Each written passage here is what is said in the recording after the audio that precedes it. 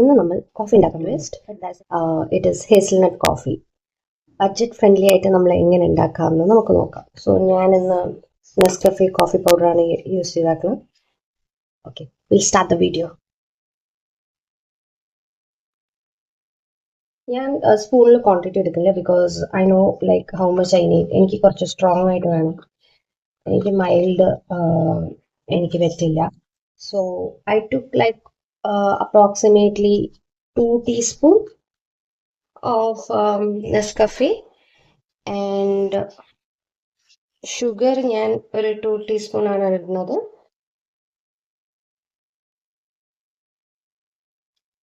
നമ്മൾ കുറച്ച് hot water ഒരു ലെവലിൽ ഒഴിക്കുക, ബിക്കോസ് എനിക്ക് കുറച്ച് ഫോമി ആയിട്ടാണ് ഇഷ്ടം.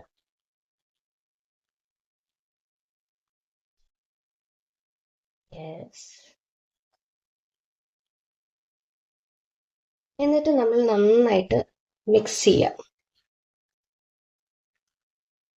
എനിക്ക് കുറച്ച് ഞാൻ പറഞ്ഞല്ലോ ഫോമി ആയിട്ടാണ് ഇഷ്ടം. സോ ഞാൻ ഇത് ഫ്രോത്തർ യൂസ് ചെയ്യാണ്. ഇത് ഏത് ബ്രാൻഡിന്റെ ഫ്രോത്തർ ആണെന്ന് സോറി എനിക്ക് ഓർമ്മയില്ല, കാരണം ഇത് കുറേ മുന്നേ വാങ്ങിച്ചതാണ്. സോ നമ്മൾ ഇത് ഫ്രോത്ത് ചെയ്ത് കഴിഞ്ഞു ഗൈസ്. ഇനി ഞാൻ പറഞ്ഞല്ലോ ഇന്ന് നമ്മൾ ഹേസൽനട്ട് കോഫിയാണ് ഉണ്ടാക്കാൻ പോകുന്നത്. സോ ഞാൻ ചെറുതായിട്ട് ഒരു ഹേസൽനട്ട് ഫ്ലേവറിലത്തെ സിറപ്പ് വാങ്ങിച്ചിട്ടുണ്ട്.